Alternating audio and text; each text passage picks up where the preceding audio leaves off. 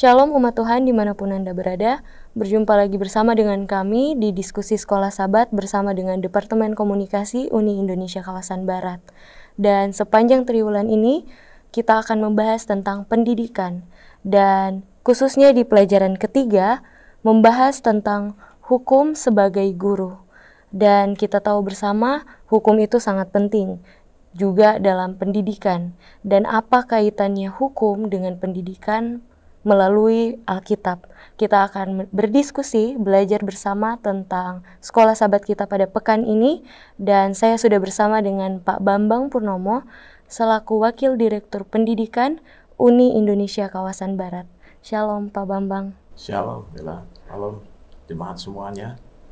Baik Pak Bambang, ini kan minggu ini kita akan belajar bagaimana hukum itu sebagai guru. Ternyata kalau melihat dari judulnya, ternyata hukum ini juga sebagai panutan. Karena bisa dikatakan dengan kata lain, guru itu adalah panutan juga, yang mengarahkan juga, yang mengatur juga. Dan di Sabat petang ini dituliskan bahwa peranan dan hukum Tuhan dalam seluruh pertanyaan yang berhubungan dengan pendidikan Kristen. Jadi mungkin Pak Bambang bisa menjelaskan lebih lanjut lagi atau lebih lengkap lagi mengenai hukum sebagai guru di Sabat petang ini. Silakan Pak Bambang. Baik, Bella. Kita mengetahui bahwa Israel itu di Mesir itu puluhan tahun, bahkan ratusan tahun ya. Jadi budaya, kehidupan, apapun itu mempengaruhi mereka. Karena sudah bertahun-tahun di situ. Ya, jadi pada waktu mereka dibawa keluar jadi satu umat yang khusus oleh Tuhan, maka perlu diberikan tuntunan apa yang benar, apa yang tidak, dan itu melalui hukum itu. Dan demikian pula di dalam pendidikan, banyak filsafat pendidikan di dunia ini, bermacam-macam teori, bermacam-macam alasan. Tapi kita harus kembali kepada Alkitab. Firman Tuhan itu yang akan menjadi penuntun kita dalam mengelola dan menjalankan pendidikan. Itu karena itulah Alkitab adalah kebenaran. Kalau filsafat-filsafat yang lain mungkin bisa menyesatkan kita. Iya. Jadi memang ternyata kalau kita melihat kembali bagaimana Israel dulu, ternyata hukum ini juga akhirnya membuat atau membantu untuk mereka juga kembali disiplin, bagaimana cara hidup yang benar. Dan ternyata memang mungkin kalau kita bisa bayangkan, pemirsa juga yang bisa membayangkan ya di rumah, bahwa bayangkan kalau memang nggak ada hukum ya Pak Bambang, semuanya pasti akan berantakan, betul. Dan di sini dituliskan jika hukum tidak dapat memberikan hidup kepada orang-orang berdosa. Jadi kembali lagi, selain dari pendidikan, ternyata hukum-hukum ini juga bisa memberikan hidup kepada orang-orang berdosa. Nah, seperti apa maksudnya kaitan dari hukum dan hidup kepada orang-orang berdosa ini? Apa kaitannya Pak Bambang? Baik, hukum tidak menghidupkan orang karena hukum adalah suatu hal yang mati sebenarnya ya. Yang bisa memberikan kehidupan, keselamatan itu adalah Yesus Kristus. Namun demikian, hukum ini diperlukan karena itu yang akan menjagai kita, menuntun kita kepada Kristus. Justru kalau tanpa hukum, kita tidak tahu salah kita. Maka kita tidak, seolah-olah kita tidak membutuhkan juru selamat. Dengan adanya hukum ini kita tahu, oh saya sudah berdosa, saya membutuhkan pengampunan. Maka yang mengampuni adalah, yang memberikan kehidupan adalah Kristus. Tapi hukum ini menuntun kita bahwa kita memerlukan Kristus dalam hidup ini. Jadi pertanyaan terakhir untuk Sabat petang ya Pak Bambang, apakah hukum Taurat hanya berfungsi untuk hal negatif dengan menunjukkan kepada kita segala dosa kita? Baik, begini, saya ilustrasikan saja supaya gampang, ya kan? Kalau itu ada peraturan lalu lintas, tidak boleh belok ke sini, atau ada lampu lalu lintas, kalau merah itu harus berhenti. Nah, kalau kita melanggar dan kemudian dihukum, apakah yang salah itu peraturannya atau tindakan kita? Tindakan kita. Jadi banyak orang menyalahkan hukumnya. Kalau tidak ada hukum ini kan tidak ada dosa katanya. Karena kita berdosa karena melanggar hukum. Tapi apakah kalau hukumku itu dihapuskan, itu jadi orang tidak melakukan kesalahan? Kesalahan tetap akan berjalan karena walaupun hukum itu dinyatakan atau tidak, pelanggaran tetap pelanggaran. Kalau kita lampu merah itu tidak ada, kita kan harus mengontrol diri sendiri sebenarnya supaya jangan terjadi tabrakan. Tapi diberi lampu merah itu supaya lebih lancar kita dalam perjalanan. Itulah hukum. Mengingatkan ya. Ya, mengingatkan bahwa sebenarnya hukum ini melindungi kita. Ya. Ya, bukan memerosotkan atau merugikan kita, tapi melindungi kita. Dan sebenarnya apa salahnya juga kalau kita menaati hukum ya Pak Bambang? Sebenarnya juga hukum itu kan dampaknya juga positif sebenarnya. Tujuannya pasti yang baik ya, hukum itu dibuat. Ya, jadi paradigma kita harus benar bahwa hukum ini melindungi kita, menjaga kita, mengarahkan kita kepada yang benar. Tapi ada orang yang juga menganggap hukum itu menghalangi keinginan kita. Ya, kalau keinginan tanpa batas itu akan melanggar hak asasi orang lain juga. Maka perlu ada hukum. Betul. Dan kita masuk ke hari Minggu ya Pak Bambang. Silakan. Hari Minggu ini tentang mengasihi dan takut akan Tuhan. Jadi kalau mau dipikir-pikir, mengasihi dan takut akan Tuhan, sebenarnya kadang orang itu menilai dengan persepsi yang berbeda. Kadang ada orang-orang juga atau umat-umat Tuhan yang kadang tidak bisa membedakan mengasihi dan takut akan Tuhan. Mereka jadi seperti ada di tengah-tengah. Saya menjalankan hukum ini karena saya mengasihi. Saya menjalankan ini karena takut akan Tuhan. Sedangkan di hari Minggu ini menjelaskan bahwa atau judulnya saja sudah jelas, mengasihi dan, itu ada dan. Jadi bukan salah satu. Nah, bagaimana kita bisa menjalankan hukum Tuhan atau kita menaati Tuhan dengan tidak tidak salah dalam persepsi mengasihi dan takut akan Tuhan. Ada kan orang itu saya bikin ini karena takut aja, tapi dia nggak mengerti tentang mengasihi Tuhan itu seperti apa. Silakan Pak Bambang. Baik, memang kalau kata mengasihi dengan kata takut itu seolah-olah kontradiksi ya. Lalu kita akan perlu tahu bahwa apa yang dimaksud takut akan Tuhan itu di dalam Alkitab. Tapi persepsi kita takut itu kita ditakut-takuti, seperti dipaksa. Kalau kamu tidak ikut ini, awas lo ya. Nah, itu seringkali terjadi seperti itu. Padahal di Alkitab ini tidak demikian. Maksud daripada takut akan Tuhan. Kasih tidak pernah bisa dipaksa. Kasih itu harus timbul dari dalam hati, dan itu merupakan satu apresiasi terhadap tindakan orang yang kita kasih. Karena kalau orang itu tidak berbuat sesuatu, mungkin kita tidak akan mengenal, tidak bisa mengasihi. Tapi kalau orang itu baik, maka akan timbul respon kita baik. Demikian pula di sini, apa artinya dengan takut akan Tuhan itu adalah kita takut untuk berbuat salah yang dapat merugikan atau memedihkan hati orang yang kita kasih. Itu sebenarnya yang takut itu. Jadi takut itu bukan berarti diancam-ancam sehingga harus kita ikut hukum ini karena kita diancam. Kalau itu namanya bukan mengasihi. Dan Tuhan tidak menginginkan orang mengikut Dia karena ketakutan. Betul. Ya, jadi seringkali ya kadang-kadang manusia ini menggunakan ketakutan untuk jalan yang mudah. Ancaman hukuman. Jadi kamu harus ikut ini, kalau enggak ini kamu saya hukum. Itu paling mudah. Tapi sebenarnya itu tidak menghasilkan kasih, tapi dia hanya menghasilkan ketakutan. Dan Tuhan tidak seperti itu. Tuhan memberikan kebebasan memilih pada semua makhluknya, dan Dia menginginkan pelayanan yang penuh kasih bukan karena ditakut-takuti. Jadi Tuhan itu tidak menyediakan neraka untuk menakut-nakuti orang supaya masuk ke surga, tidak demikian. Tapi neraka itu menjadi konsekuensi logis dari pelanggarannya. Contoh yang gampang adalah kalau itu orang tua bilang kepada anaknya, "Nak, jangan makan banyak permen, nanti kamu sakit gigi." Iya. Ya. Tapi anak itu makan permen banyak, lalu dia sakit gigi. Ya. Lalu, apakah kalau orang tua itu tidak menasihati untuk tidak makan permen, itu membuat anak itu tidak sakit gigi? Kan tidak, itu tidak karena pelanggarannya lah, karena tidak menurut dia jadi sakit gigi, itu satu. Iya.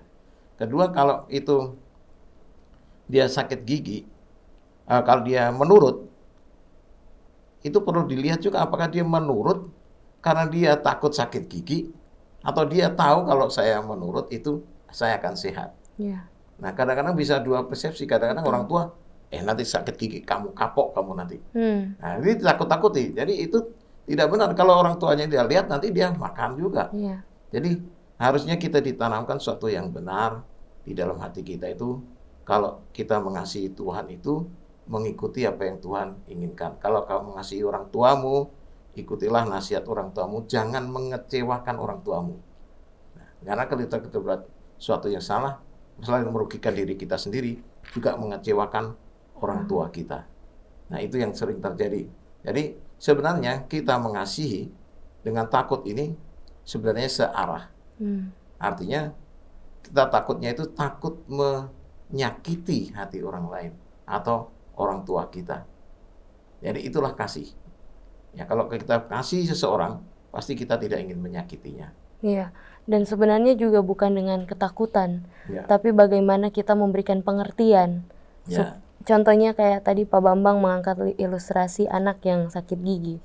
Mungkin kalau umat-umat Tuhan juga, bagaimana mereka mengikuti Tuhan dengan sebenarnya mereka mengerti kenapa mereka tidak boleh melakukan ini. Mungkin akan lebih baik daripada hanya menakut-nakuti seperti Pak Bambang bilang tadi. Saya ingat banyak juga orang-orang, apalagi pada saat saya masih kecil, selalu dibilang nanti kamu masuk neraka loh. Jadi sebenarnya tidak diberikan pengertian yang lebih jelas akan firman Tuhan, dan akhirnya kesannya seperti Tuhan itu menakutkan. Iya, jadi saya harus mengikuti ini karena saya jangan masuk neraka. Tapi sebenarnya kembali lagi bagaimana sebenarnya untuk membuat mengerti dengan cara kasih itu ya, Pak Bambang. Bagaimana kita memang umat-umat Tuhan untuk mengingatkan sesama kita juga, kita harus memberikan pengertian seperti oh kamu jangan makan permen karena nanti giginya sakit karena ada gulanya, dan ya mungkin dengan memberikan pengertian. Saya jadi tertarik untuk membacakan ayat yang ada di sekolah sahabat kita di Ulangan 6 ayat 5.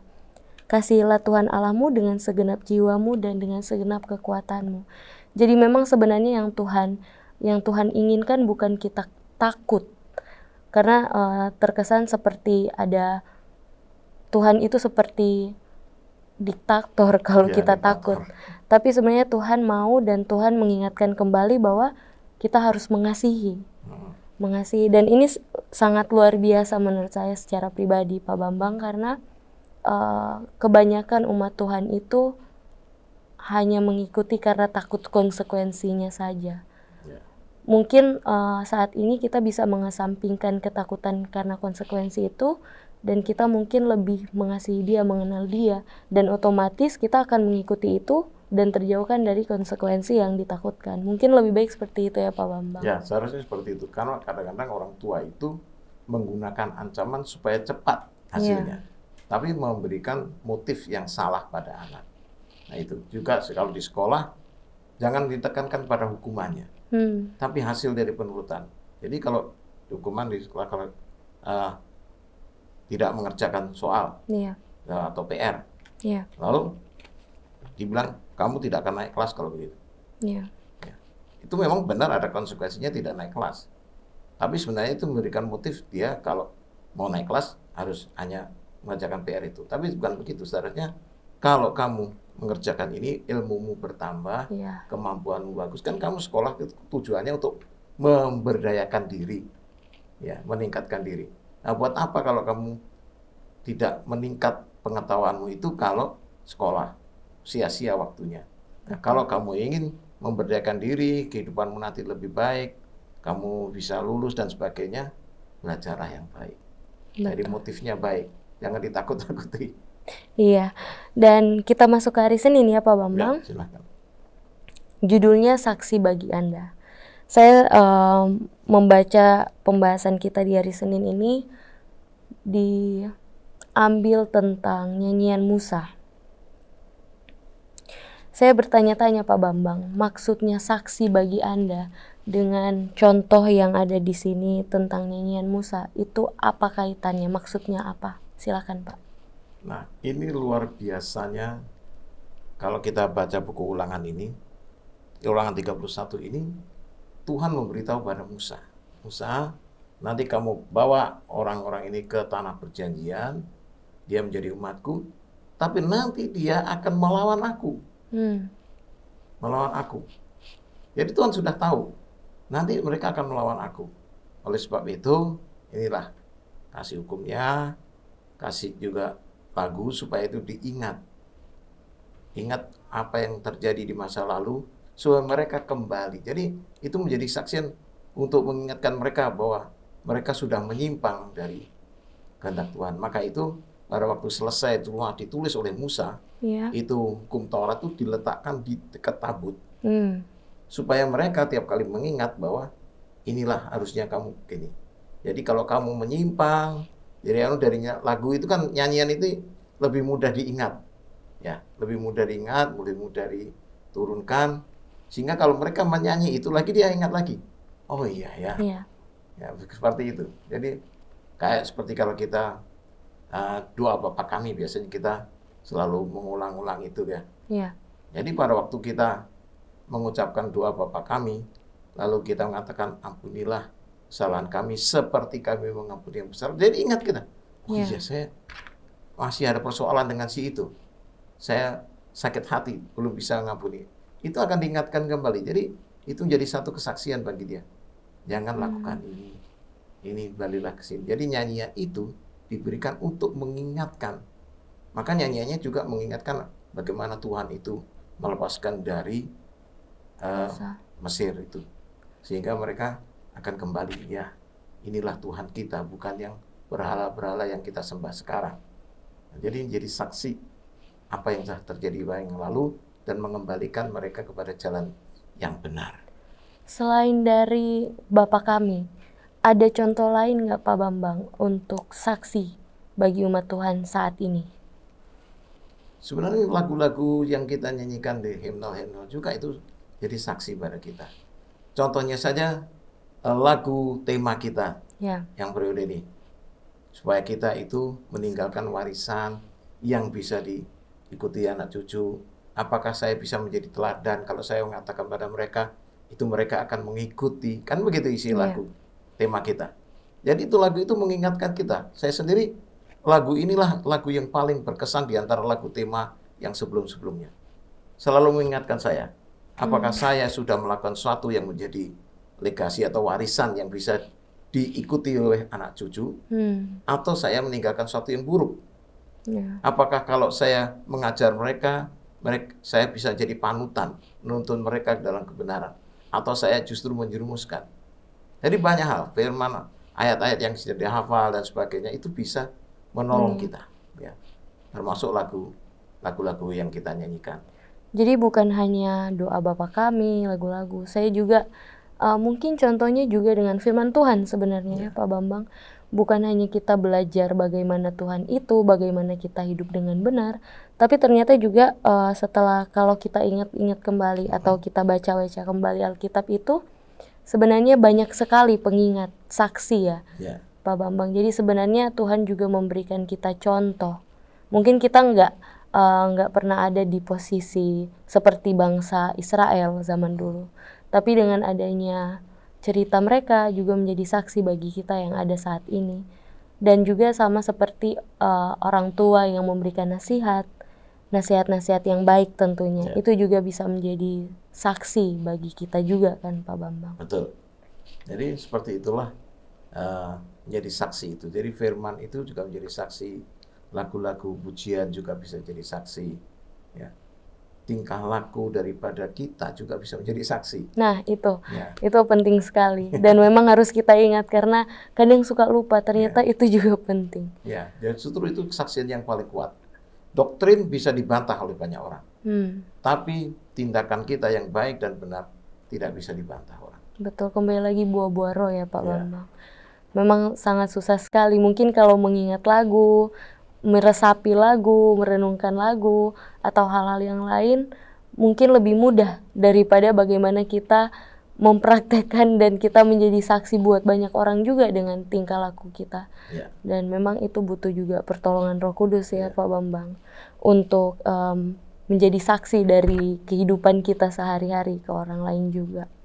Dan di sini ada pertanyaan di paling akhir di sekolah sahabat kita. Apakah yang diajarkan saksi ini kepada kita tentang kebutuhan kita akan Injil dalam kehidupan kita? Kita membutuhkan Injil karena itu firman Tuhan ya. Itu mengingatkan kita, mengarahkan kita apa yang seharusnya kita lakukan. Jadi kita selalu membutuhkan Injil, keselamatan itu bagi kita. Karena itulah kita merasa bahwa kita itu sudah diselamatkan. Apa yang seharusnya setelah diselamatkan? Apakah N-nya hanya di situ? Kan tidak. Jadi kadang-kadang orang menganggap hukum tidak penting. Jadi itu kadang-kadang kamu hidup di bawah kasih karunia, katanya hukum tidak penting. Coba kalau kita di jalan raya, kemudian kita melanggar, ditangkap oleh polisi lalu lintas, lalu polisi lalu lintas itu bebaskan, ya sudah, kamu pelanggaran pertama, saya bebaskan. Lalu pesan apa pesan polisi lalu lintas itu pada kita? Apakah dia pesan lain kali melanggar lagi ya? Atau dia jangan sekali lagi kamu melanggar lagi? Ya, sekali ini saya bebaskan. Demikian pula Tuhan itu, kita diampuni karena pelanggaran kita terhadap hukum, karena jadi itu dosa, Tuhan mengampuni. Pesannya juga sama. Seperti Tuhan Yesus pesan kepada wanita pelacur yang dibebaskan itu, go and sin no more. Nah itu yang penting, sin no more itu dari mana kita tahu kita sin or not sin? Ya, ada hukum. Yang menunjukkan, oh kamu sudah berdosa, kamu tidak melakukan ini.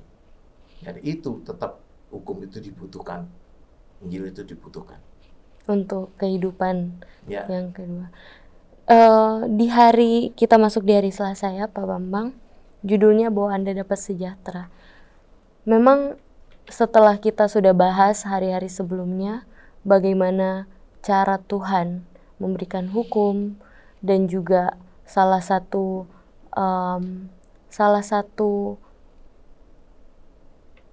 cara untuk kita juga dapat mengingat hukum, menjadi saksi juga dengan ada nyanyian, ada juga dengan firman Tuhan, dan masih banyak lagi. Dan di sini ternyata ada dampak baiknya kalau kita menuruti hukum, kalau kita menjalani hukum itu. Karena di hari Selasa ini judulnya bahwa Anda dapat sejahtera. Kalau saya mau mengambil dari judul ini saja, bahwa Anda dapat sejahtera. Sebenarnya inilah jawabannya kenapa kita harus menuruti hukum. Tapi Pak Bambang bisa jelaskan lebih jelas lagi tentang hari Selasa ini. Mungkin lebih lanjut adalah, apakah dengan menurut hukum kita bisa sejahtera? Nah itu ya pertanyaan. Kita harus tahu bahwa Tuhan itu pencipta kita. Karena dia pencipta kita, dia tahu persis keadaan kita dan kebutuhan kita. Dia tahu persis itu. Seperti seorang yang menciptakan mobil, dia akan tahu, oh ini harus diisi bahan bakarnya apa, apakah solar, apakah premium, apakah lebih baik pertamax dan sebagainya. Dia yang paling tahu olinya apa. Kan oli itu ada kekentalannya SAE berapa dan sebagainya. Itu ditulis manualnya supaya mobil itu awet. Jadi kalau kita beli mobil, kita harus perhatikan apa yang diminta untuk supaya mobil itu dapat awet, bisa berjalan dengan baik. Nah, Tuhan juga tahu manusia ini.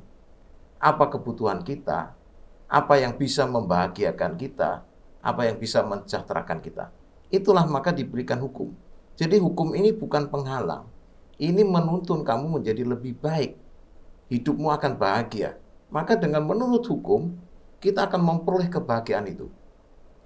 Nah, seringkali kita itu menganggap kebahagiaan itu yang di angan-angan kita. Yang seringkali itu tidak sesuai dengan kebahagiaan yang sejati yang Tuhan inginkan. Sehingga itu jadi kita mengikuti kemauan kita sendiri. Padahal sudah Tuhan jalurnya ini. Jadi kamu ikut ini, kamu pasti bahagia. Tapi kita mau Tuhan, saya mau yang ini. Ya. Nah, itu yang jadi masalah. Jadi, kalau kita mengikuti hukum dengan baik, maka kita akan sejahtera, itu pasti. Seperti halnya sekolah, itu ada peraturan-peraturan. Kalau ulangan berapa, bagaimana, tidak boleh nyontek, harus belajar, harus mengerjakan, dan sebagainya. Kalau itu diikuti, pasti sukses. Ya. Ya. Jadi, dengarkan guru, kerjakan soal-soalnya, kamu pasti sukses. Tapi seringkali murid tidak mengikuti itu. Ya. Sehingga terjadi masalah. Kadang-kadang tidak naik kelas, sering bolos, dan sebagainya. Ya. Jadi, hukum, menurut aturan yang Tuhan sudah berikan, itu akan membawa kebahagiaan. Karena aturan itu diberikan untuk kebahagiaan kita. Ya, kadang kita juga lupa, setan juga bisa merecoki pikiran kita. Ya. Dan bagaimana kita kadang membangkang ya dengan hukum Tuhan, Pak Bambang. Kita lupa bahwa sebenarnya itu bukan kebahagiaan, tapi menuju kebinasaan. Ya. Karena setan juga berusaha untuk menjatuhkan umat-umat Tuhan. Dan memang sebenarnya tidak mudah sih Pak Bambang. Maksudnya setiap hari kita juga pasti punya godaan macam-macam. Mempertahankan untuk tidak membangkang itu memang butuh iman yang betul-betul kuat. Karena kadang setan itu mencoba merecoki kita, itu kadang kita nggak bisa tahu, wah ini saya sedang diganggu nih sama setan gitu.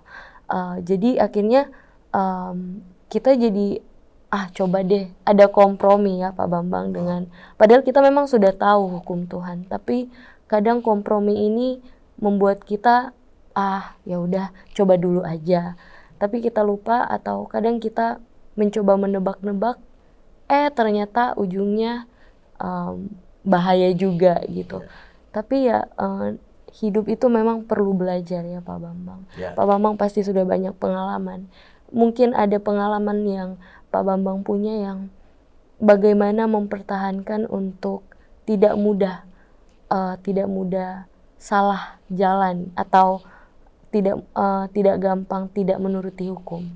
Seperti itu. Itu sulit, tergantung daripada hati kita. Jadi kalau hati kita terpercaya penuh sama Tuhan, kita tidak akan ragu-ragu mengikutinya. Seringkali kita ragu-ragu karena kita tidak percaya penuh. Itu yang jadi persoalan. Sekarang saja seperti masa COVID ini. Kita disuruh pakai masker, pakai apa. Ada orang yang memandang ini pelindung, membuat saya aman. Tapi ada yang memandang ini menyusahkan saya, merepotkan saya, masa harus pakai masker, susah saya bernapas, dan sebagainya. Dan kalau sudah begitu, karena dia tidak percaya, dia tidak ikuti. Akhirnya dia kena. Nah, jadi tergantung dari hati. Dan hati ini tergantung dari hubungan seberapa dekat kita dengan Tuhan. Memang untuk menimbulkan rasa percaya itu perlu waktu. Tidak bisa saya kenal bila lalu saya percaya, nggak bisa. Perlu hubungan yang lama, mengerti sifat-sifatnya, baru bisa percaya.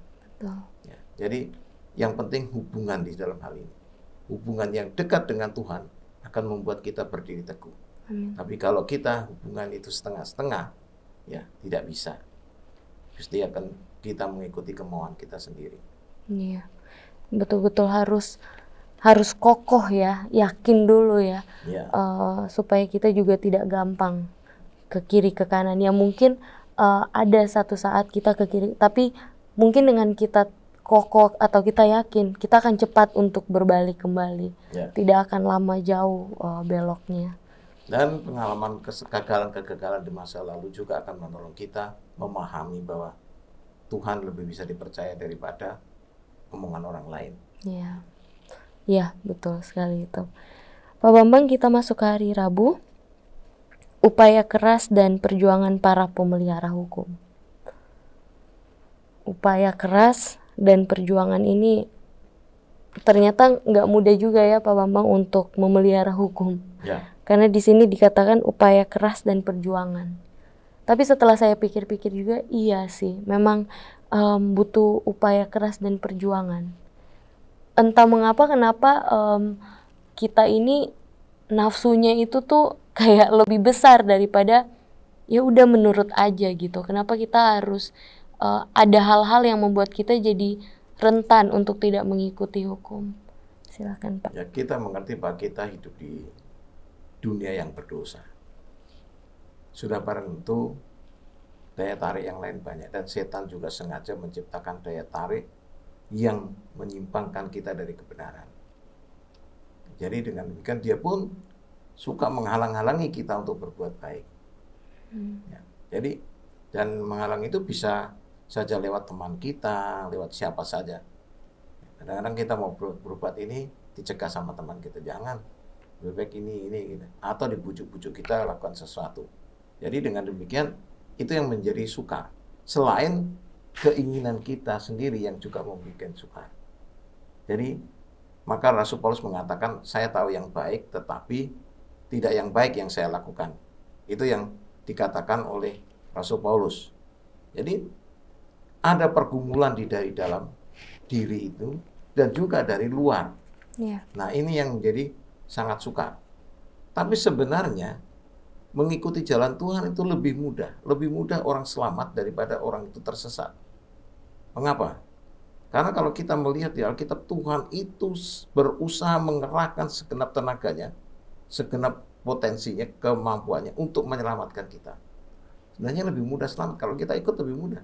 Kan Tuhan lebih berkuasa daripada setan. Iya, betul. Tapi yang seringkali jadi masalah adalah diri kita sendiri. Keinginan diri kita sendiri yang sering itu membuat kita memilih jalan yang salah. Ya.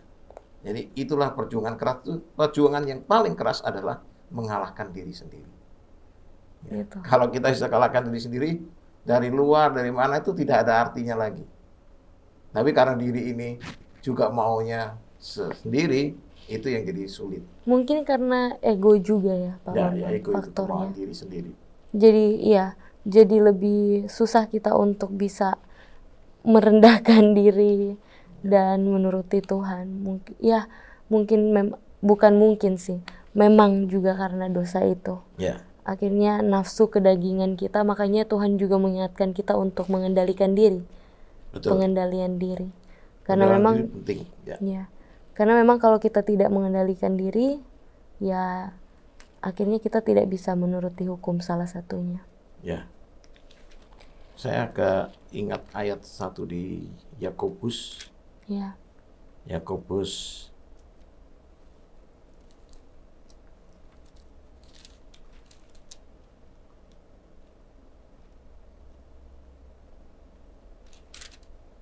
mungkin satu perikop ini sebenarnya kalau dibaca dengan kita akan melihat dengan jelas. Ya. 1 ayat 16. Saudara-saudaraku yang kukasihi, janganlah sesat. Setiap pemberian yang baik dan setiap anugerah yang sempurna datang dari atas, diturunkan dari Bapa segala terang, padanya tidak ada perubahan atau bayangan karena pertukaran. Atas kehendaknya sendiri ia telah menjadikan kita oleh firman kebenaran supaya kita pada tingkat yang tertentu menjadi anak sulung di antara semua ciptanya. Jadi di sini sebenarnya seringkali kita menganggap kalau kita mengalami kesusahan, oh ini pencobaan dari Tuhan. Tuhan tidak pernah mencobai memberikan kesusahan pada kita. Yang baik dan benar selalu datang dari. Dari mana datangnya pencobaan itu? Dari satu bisa datang dari setan. Yang kedua adalah dari diri sendiri. Di sini disebutkan bahwa apabila seorang dicobai, janganlah ia berkata pencobaan itu datang dari Allah. Sebab Allah tidak dicobai oleh yang jahat dan ia sendiri tidak mencobai siapapun. Tetapi tiap-tiap orang dicobai oleh keinginannya sendiri. Karena ia diseret dan dipikat olehnya. Dan apabila keinginan itu telah dibuai, ia melahirkan dosa. Dan apabila dosa itu sudah matang, dia melahirkan maut. Jadi seringkali yang membuat kita masuk dalam kesulitan itu adalah keinginan diri. Itu sudah jelas ya, Ya. Pak Bambang. Ternyata kita sendiri. Ya, seringkali kita sendiri yang datangkan itu. Karena kalau kita sudah berpegang teguh, udah nggak akan goyah. Tidak ada artinya. Iya, Pak Bambang, kita masuk ke hari Kamis ya. Ya. Yesus teladan kita. sudah jelas lah. Silakan Pak Bambang Hari Kamis. Ya, bagaimana Yesus hidup itulah yang akan jadi teladan kita, ya. Jadi jangan meneladani orang. Orang itu banyak cacatnya. Jadi kalau kita mau mengidolakan adalah Kristus, itu yang sempurna. Nah, bagaimana Yesus itu sebagai anak Allah, dia untuk menyelamatkan kita, dia mengorbankan segala sesuatu untuk keselamatan kita. Nah, lalu apa respon kita? Apakah kita akan menyebut Kristus atau tidak? Itu menjadi masalah bagi kita. Ya, jadi bagaimana Yesus itu dapat menang dalam segala pencobaan karena dia memiliki hubungan yang dekat dengan Tuhan. Jadi kunci daripada kehidupan kita ini sebenarnya adalah hubungan yang dekat dengan Tuhan. Ya. Jadi kalau kita tidak memiliki hubungan dekat, maka kita akan mudah disesatkan. Amin. Pak Bambang, mungkin kita bisa langsung lanjut aja ke pendalaman di hari Jumat. Oke. Kesimpulan untuk pembahasan kita di pekan ini. Baik. Dalam pelajaran kita ini sebenarnya ditekankan kepada kasih itu sebagai landasan dari dunia pendidikan. Baik pendidikan kehidupan kita secara pribadi maupun pendidikan secara lembaga yang dijalankan oleh lembaga pendidikan kita, sekolah-sekolah kita. Dan landasannya adalah kasih itu. Dan kasih ini kalau kita lihat di ayat inti kita atau ayat hafalan kita, di dalam Ulangan 6 ayat 5, kasihlah Tuhan Allahmu dengan segenap hatimu dan dengan segenap jiwamu dan dengan segenap kekuatanmu. Di sini dikatakan mengasihi Tuhan itu adalah dengan segenap hati. Segala rohani kita. Segenap jiwamu itu segenap mental kita, pikiran kita. Segenap kekuatanmu itu segala kemampuan fisik kita. Yeah. Jadi mengasihi Tuhan itu ya sepenuhnya. Keberadaan diri kita itu diserahkan pada Tuhan sepenuhnya, itu mengasihi Tuhan. Dan hukum kasih inilah yang akan melandasi dunia pendidikan kita. Maka kita itu di dalam sekolah kita dalam memperlakukan anak didik harus berlandaskan itu, kasih itu. Tidak bisa hanya sekedar memberikan peraturan dan menghukum. Seringkali sekolah dijalankan dengan memberikan peraturan dan hukuman. Dan dari situ diharapkan murid tertib. Yeah. Tapi tidak demikian. Murid itu juga mempunyai kelemahan.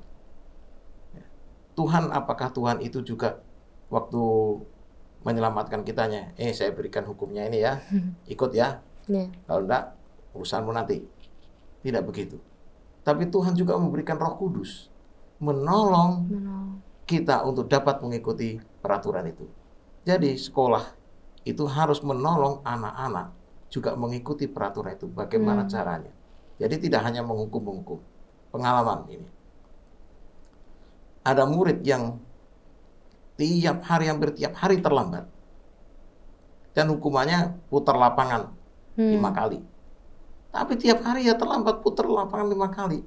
Makin lama saya lihat makin sehat ini orang. Bukan makin sehat. Lalu kita panggillah anak ini. Kenapa kamu tidak bisa datang tepat waktu? Apa sebabnya? Nah, ini yang perlu dicari. Ternyata anak ini tinggal di rumah orang lain, ya. Dia dititipkan tantenya pada orang lain, dan orang lain ini adalah pengusaha yang jualan telur asin. Jadi itu harus disiapkan malam, pagi baru diantar. Nah, karena dia bilang, kalau saya tinggal di situ, Pak, gratis. Masa mereka sibuk malam itu mengerjakan itu, saya tidur. Kan tidak etis, tidak sopan. Jadi saya bantu mereka sampai malam. Oleh sebab itu seringkali saya bangun terlambat. Ternyata ada sesuatu kendala yang membuat dia, bukannya dia tidak ingin mengikuti peraturan tata tertib itu, tapi dia tidak mampu melakukan itu. Karena kondisi seperti itu. Kan si Malakama juga dia mau diam-diam saja, rasanya tidak sopan. Tinggal di rumah orang sudah gratis, orang sibuk dia diam saja. Tapi kalau dia tetap di situ, dia akan tidak bisa bangun pagi. Lalu bagaimana caranya? Ya kita usahakan bagaimana anak itu bisa kos. Tapi dia tidak punya uang. Lalu Guru-guru bilang, "Oke, kita patungan supaya anak itu bisa kos." Setelah dia bisa kos, dia datang pagi, tidak pernah terlambat lagi. Jadi itulah sekolah kita itu, guru-guru dan sebagainya itu harus memberdayakan anak itu supaya bisa mengikuti peraturan. Bukan hanya salah hukum. Itu tidak menyelesaikan masalah. Baik. Ya. Terima kasih Pak Bambang untuk pelajaran kita di pekan ini. Dan sangat jelas sebenarnya ya untuk kita tetap menaati hukum dengan mengasihi, dan juga kita menjadi penolong bagi orang-orang yang mungkin belum mengetahui alasan kenapa harus menaati hukum. Pak Bambang, sebelum kita menutup diskusi kita, mungkin Pak Bambang bisa mendoakan pemirsa yang ada di rumah. Kita berdoa. Tuhan Allah Bapa kami yang tahta dan kerajaan surga, terima kasih Tuhan, Engkau telah menerangkan bagi kami pentingnya hukum Tuhan. Engkau sangat mengasihi kami Tuhan. Engkau menginginkan kebahagiaan kami. Engkau menginginkan kami hidup sehat, hidup penuh dengan sukacita. Maka itu Tuhan memberikan hukum-hukum Tuhan. Hukum-hukum Tuhan adalah untuk kepentingan kami, bukan untuk kepentingan Tuhan. Itu bukanlah penghalang bagi kami, tapi itu adalah penuntun bagi kami untuk hidup lebih baik, hidup bahagia, dan lebih mengenal Tuhan. Terima kasih untuk itu Tuhan. Berkatilah lembaga-lembaga pendidikan Tuhan yang Tuhan dirikan di mana saja berada. Tuhan berkati guru-guru, berkati orang tua dan murid-murid yang pada saat ini mengalami masa COVID di mana banyak di antara mereka yang harus belajar lewat internet. Tuhan, Engkau menolong mereka, memberkati orang tua mereka dengan penghasilan mereka agar mencukupkan kebutuhan mereka, dan memberkati guru-guru agar dapat bijaksana dan inovatif dalam memberikan pembelajaran, dan mereka tidak lupa membimbing anak-anak didik mereka dalam kebenaran. Terima kasih Bapa, kami menyerahkan hidup kami dalam tangan-Mu. Mohon ampun atas dosa kesalahan kami. Dalam nama Yesus kami berdoa. Amin. Amin. Terima kasih umat Tuhan, Anda telah menyaksikan diskusi Sekolah Sabat bersama dengan kami, dan kita akan berjumpa pekan depan. Tuhan Yesus memberkati.